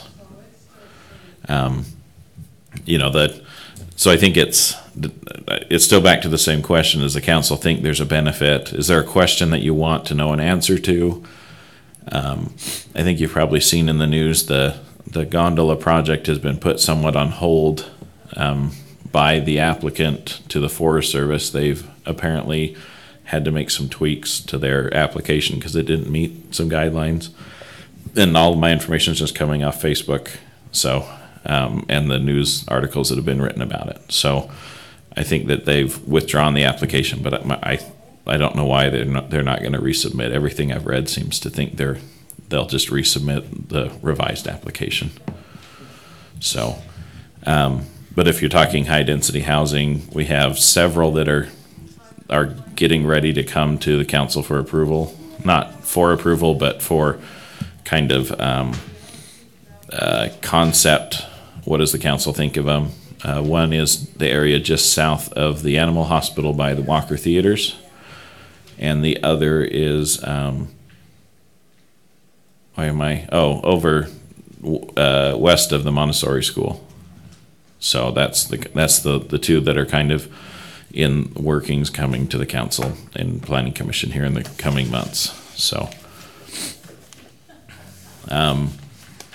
so first off, do you think there's a burning question the council wants to know an answer to? And if so, what is it? And that might help you kind of decide which of either of these two options you'd like to go with. John, does any of that high density, those housing projects fall under affordable housing? Not, so they don't fall under the federally defined low income housing. Typically a property owner has to apply for and follow certain guidelines to qualify, and it's tied up in the tax code, and so there's like if you miss the right hoop, then you don't get the subsidy. But in the sense that it provides more housing units to the city and thereby decreases the rent that someone has to pay because there's competition, it helps, but it's not a guarantee that it's affordable per any national or local standard. Thank you. Well, I think we have some things coming up that we do need a survey and get public input, and it's done scientifically, so they can't say we did it or there's no documentation of questions asked. And we had talked about getting public input with some of the questions they wanted asked. And you're talking about bonding for the police station. That would be probably one question. But each survey is gonna run like what, didn't you say $4,000 to $5,000? That No, was with the walker. The Y2's 13. Right. But wasn't it, the 13,000 was to just get us established and set up, and then each individual, So with there's an option under Y2 that if you use the same control group again to send out another question, then it's a cheaper survey because they're not randomizing another sample.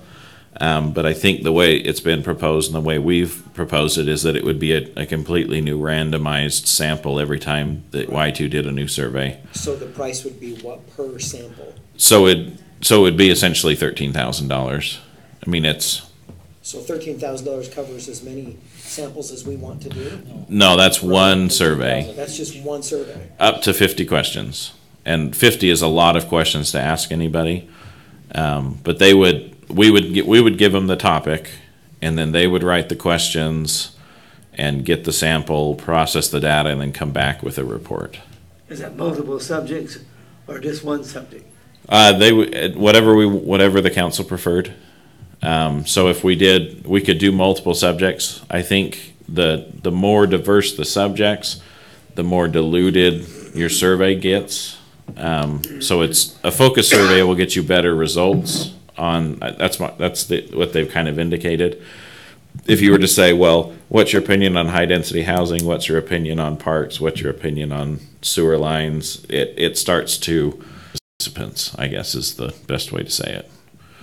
So and there's also the option that we could essentially anticipate doing a more sophisticated analysis that Y2 that does for us, but use the Walker Institute to help us do kind of a citizen poll to find out what topics would be worthwhile for Y2 to analyze.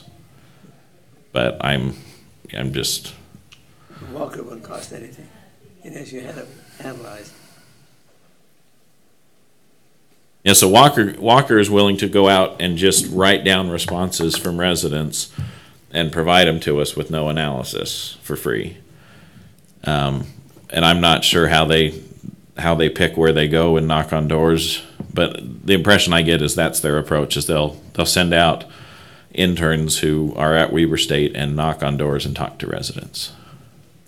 So They just fill out a quantitative survey as they go. Yeah. Isn't Evan our own statistician here? Have you got SPSS? I took a class, but I wouldn't rely on me. Okay. I used to do it. Chief's got an accounting degree. Let the chief do it. I took a class. Oh. Statistics is a lot different than accounting. Yeah. It actually well, I'm not going to say accounting doesn't have value, but statistics is what really made math make more sense to me. Well, there you go. Blake can do it. Well, I just said. Blake's got his PhD, so he can do it. It's not in statistics, so is it? No, but I had to do a lot of statistics, I'll tell you that much. I used it quite a bit in agriculture research on variety trials and pesticide trials and any other kind of trials. So I don't think my opinion's changed anything it has the last couple of times. I'm not necessarily in favor of it all. $13,000 to me seems like it could be spent better elsewhere. See, I'm kind of. I mean, I suggest the Walker Institute, but knowing that they probably have to, there'd be a little bit of fee there, but I just don't know the value of it. I really just don't see, in my head, I just don't see the value of it. I mean, she said they're going to survey how many people? 400. So they. There's 18,000 residents, 9,000 registered voters. That to me doesn't tell me nothing. So the way they design it is with a pool of, if it's truly randomized sample, a pool of 400 to 500 results in a plus or minus 5% statistical conclusion, right? So you assume there's a 10%. So if the results came back on a question that was 50-50, you wouldn't know which side of the line it was going to fall on. But if the result came back 80-20, you'd know, because the statistical probability of it being 30 points off would be so small that you'd have some confidence in that analysis, even with such a small control group.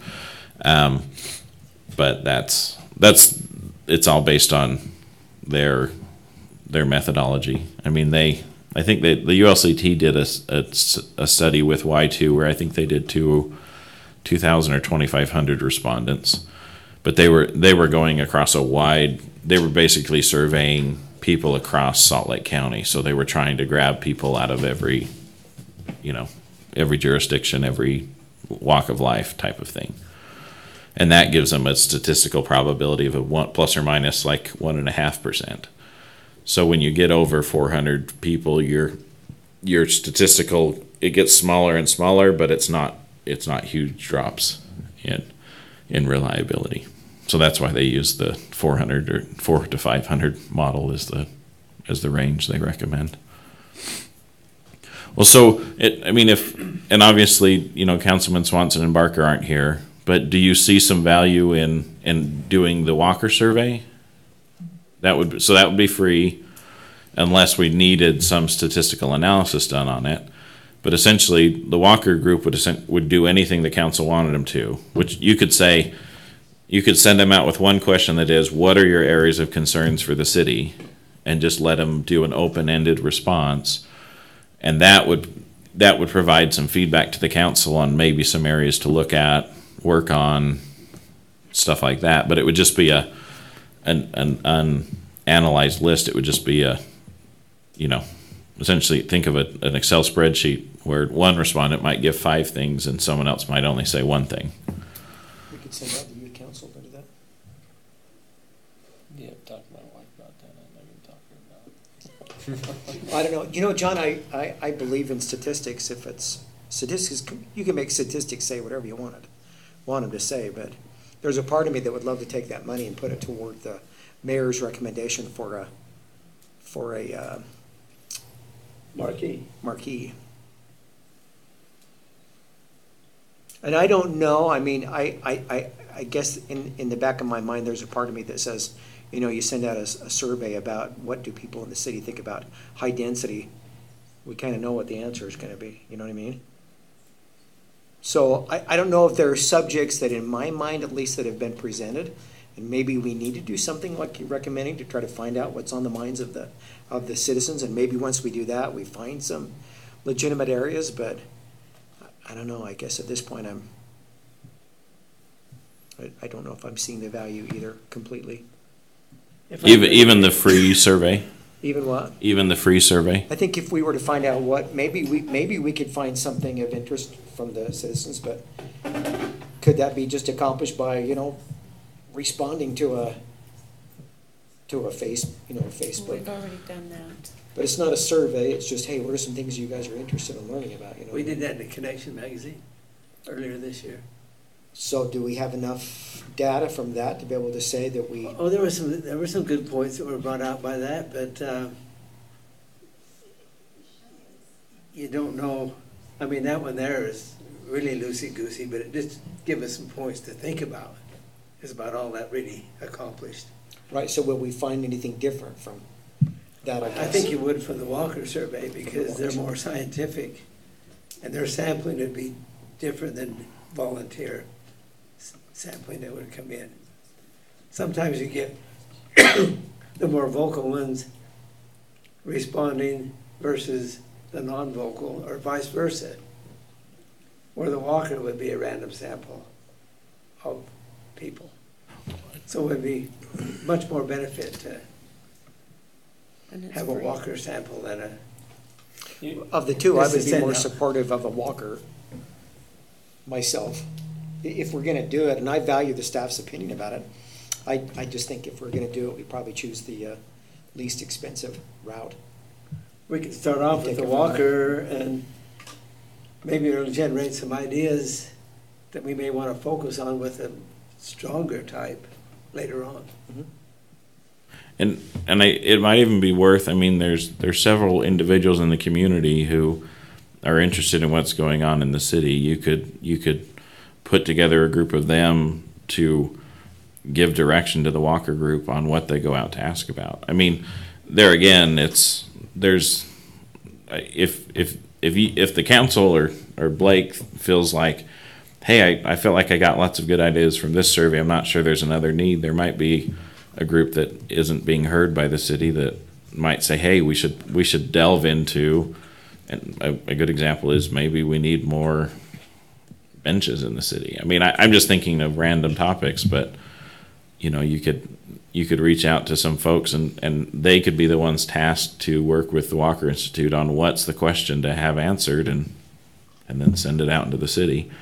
I still think the council would want to be involved in that decision because it's really what the council finds helpful. The Walker Institute, they may have some suggestions on questions too. Mm-hmm. They do these, they may have some suggestions on this is what we've done in the past. So. John, is the Walker Freeze always option makes me happy. an ongoing option, or is this? The Walker option's an ongoing option.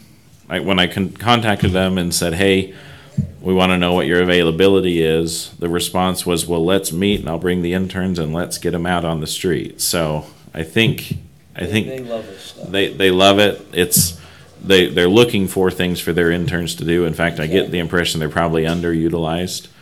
And so you could probably say, go out and randomly, you know, whatever number of people you think you need to talk about, you know, send out 10 interns, they'll do their question, and we could probably ask them again in 6 months or 4 months to do another one, and they'd be happy to.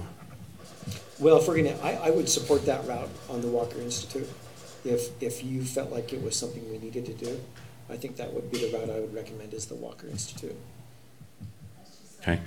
Well, if you're okay then with that approach, council, then the mayor and I will talk with the Walker Institute to find out exactly what their capabilities are, and then we can bring it back to the council to give specific direction.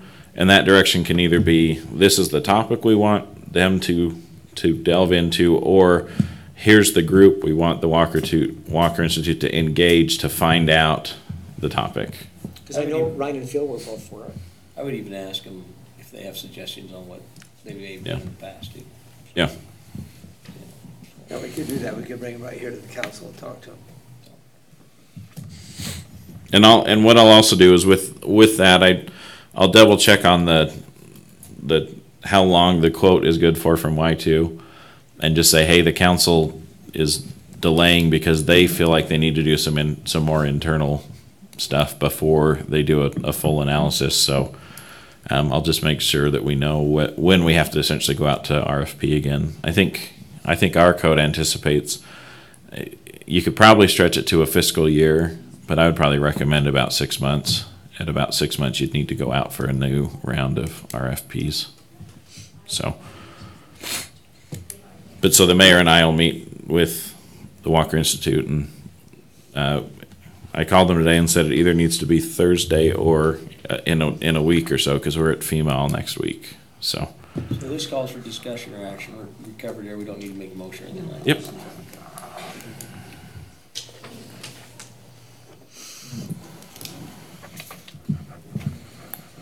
Okay. Any public comments? Thanks for coming. Appreciate you being here. And go around the table. Chief, if you have any comments for the group? No, I promised myself I wouldn't say anything. Okay. Dave? Nope. Okay. Carl? Just that I think it'd be advantageous for us to put on the website that, because I know that in April we're having a council, we're not going to have a council meeting like the 23rd or whatever it is. We ought to just put it on the website now. And a lot of times we just put it a week before, but then people know. Okay. So that may be advantageous. But no, I don't have anything else. Okay. I was just going to mention one thing. I noticed on this last North Ogden connection, when it says down in the bottom right-hand corner, an official city magazine, what does that mean? Does that mean that you or have approved everything in that magazine? I wasn't sure when that was initiated, so. So that essentially what it means is it's the official newsletter, meaning that's where the city will put its information to go out. The additional content is not city sanctioned. In fact, the contract between us and them basically says they have full authority over all the content. Sometimes we have asked for additional stuff to be put in. A good example is this most recent issue. There was a planning commission update that actually wasn't requested by the city to be put in, but one of our planning commissioners was doing it as a school project for a degree that they're getting. And so we provided some feedback, but they basically had full liberties, and some of the things that are being complained about with that article are some of those liberties that were taken. And it's not, the articles aren't city sanctioned or city sponsored unless it's the specific mayor's message. Oftentimes there'll be a Parks and Rec message or a chief's message. You know, the chief did one about not car thefts and stuff, and scams and frauds. So there's city content in there, but it's not 100% city content. I wonder if there's a way, maybe it's unnecessary, but there was somebody who responded about in that one article, who cares? Mm-hmm.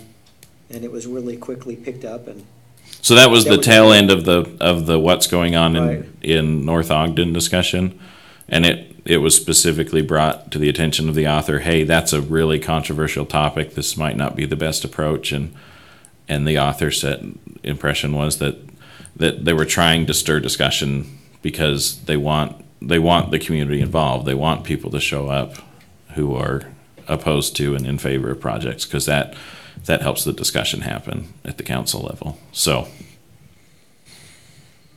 I just wonder if maybe in the future we could maybe make it clear that, the city council hasn't read every article in there and has not as a quorum voted on certain decisions, you know what I mean? But anyhow, just a thought. So that is, I think there might even be a disclosure statement in the magazine I know there's one on their website that says, hey, we're not, it's a loose association, it's a partnership, it's not a other. There's some good things in question and answers. Once in a while, John puts stuff in there that talks about code and this type of thing, and answers questions in there. So there's a mixture in there of stuff. But so we're actually looking at revised, that contract is ready to be revised, and so we can see if there's some additional stuff we need to include. It might be helpful to maybe at the bottom of the mayor's message there'd be a little thing that says just, these are the topics that are city, that if you're concerned about city things, these are the articles to read. The other stuff is advertising and other, but we can talk to them about that and come to the council with a recommendation. Anything else? Nope. Cheryl? Just thanks to Public Works. The other morning when I was out running, there on 1700 where that water always runs, the storm drain grate was clogged and it was running down the street.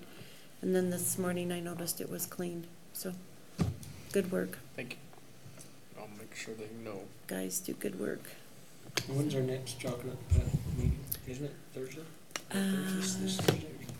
It's April 6th coming up, isn't it? That's what I thought. I thought I put it on here. Okay, I was just curious. Yeah, I thought I did, but I got the days, so. I don't know, I thought I put it on my calendar too. I know it's a Tuesday, so they would do it downstairs. April 9th, Tuesday, April 9th, at 6 p.m. is the next one. That means our meeting can go for 2 hours. Yeah, there you go. There you go. You're gonna cap us, huh? What month is that festival? typically? August, it's August, it's the, August 20, 3rd and 24th, Yeah. isn't it? yeah, something like that, 23rd. 23rd and 24th. That night is an important day. It's the 78th anniversary of my sojourn here upon the earth. Next Birthday week, cake, huh? right? And we're talking about the solid waste fund. I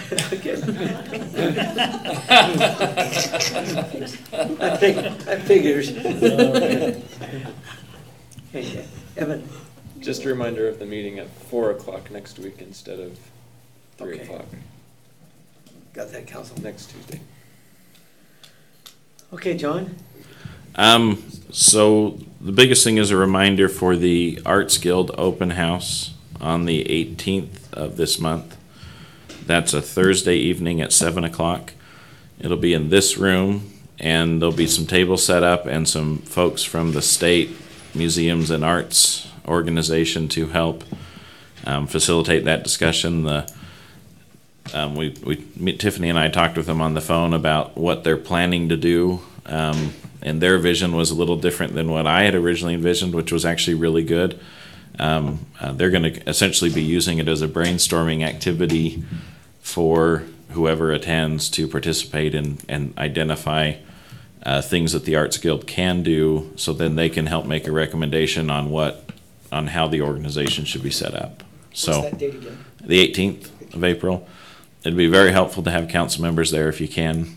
And, you know, where we don't have a meeting scheduled after the 9th, maybe you'll have some free evenings that you just won't know what to do with. And so That was at 7 p.m. again. 7 p.m. in this room. Yep. And let your neighbors, people know we're trying to get the word out as best we can.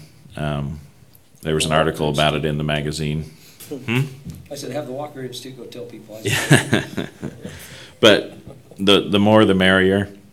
We are somewhat limited on how many people fit in the room, but we're hoping to, if we can get 80, we'd really that'd be nice to get a good group of people in the room.